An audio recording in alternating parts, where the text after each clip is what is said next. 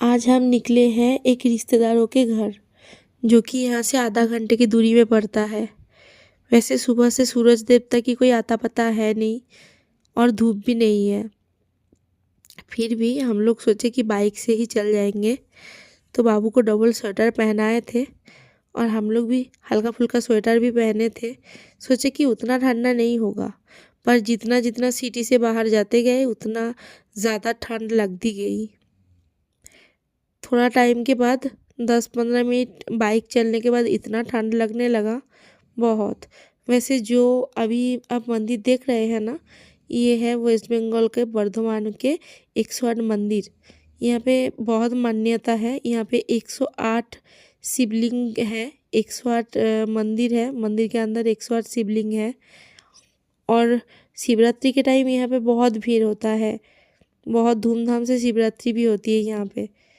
मैंने 108 मंदिर में पानी दे दे के जाया जाता है। उसके बाद आया रेल गेट, जो यहाँ का सबसे ज़्यादा बिजी रेल गेट है। एक बार रेल गेट पर जाए तो आधा घंटे से पहले तो खुलता नहीं है। हम लोगों के साथ भी जाने का टाइम ऐसा ही हुआ। रेल गेट के में पड़ गए थे हम लोग, आधा घंटा यहीं पे लेट हो गया। फिर धीरे धीरे हम लोग गांव की तरफ जाते गए। जितना गांव की तरफ जाते गए रास्ता उतना ख़राब होता गया। फिर भी आस्ते आस्ते, जैसे बाबू थी, आस्ते आस्ते हम लोग जा रहे थे। और देखिए जंगल भी पड़ा, जंगल के अंदर मंदिर भी पड़ी। मंदिर वैसे बहुत सुंदर लग रहा था। फिर देखते देखते हम लोग उनके घर पहुंच गए।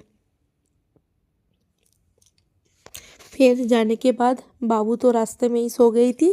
फिर हम लोग वहाँ पे उनको सुलाए, बाबू को सुताए। फिर उनके घर थोड़ा सा घूमे।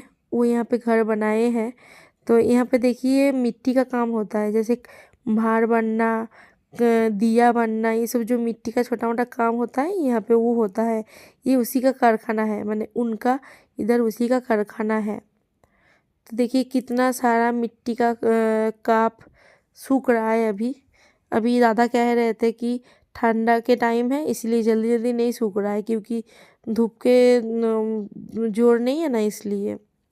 फिर उनके घर थोड़ा चाय नाश्ता करके हम लोग उनसे मिलके निकल गए सूरज देवता का दर्शन करते करते। वैसे सुबह दर्शन हुआ नहीं था, शाम को सनसेट के टाइम थोड़ा बहुत दर्शन भी हो गया। फिर हम लोग आके पहुँचे उसी बिजीएस्ट रेल गेट में। और फिर से एक बार हम लोगों के नसीब खराब, ट्रेन आता गया एक के बाद एक, एक के बाद एक, एक के बाद एक ट्रेन आता गया, ट्रेन जाता गया और हम लोग खड़े रह गए आधा घंटे से ज़्यादा। पर क्या करें, रुकना तो था ही। और इतना लंबा जैम लगा था, बहुत लंबा लाइन लगा था। फिर हम लोग धीरे धीरे करके रेल गेट क्रॉस किए। देखिए कितना बड़ा रेल क्रॉसिंग है। बहुत ट्रेन, माने वेस्ट बंगाल से जितना सारा ट्रेन जाता है इसी रूट से ही जाता है। फिर हम लोग सिटी में पहुँचे, थोड़ा सा चाय पीने के लिए ऐसे रुके। फिर वहाँ पे बाबू भी तब तक जाग गई थी और उठने के बाद ही उसकी बदमाशी हो गई थी शुरू। लड्डू गोदी से उतरने के लिए परेशान, फिर उसको हम लोग गोदी में थोड़ा सा उतरे। फिर ऐसे उसके बाद हम मेरा फ़ोन का कवर ख़राब हो गई थी, फिर लेने के लिए हम लोग आए। हम लोग बहुत बहुत ही दुकान ढूंढे, पर मुझे जैसा फैंसी कवर चाहिए था वहाँ कहीं पे नहीं मिला।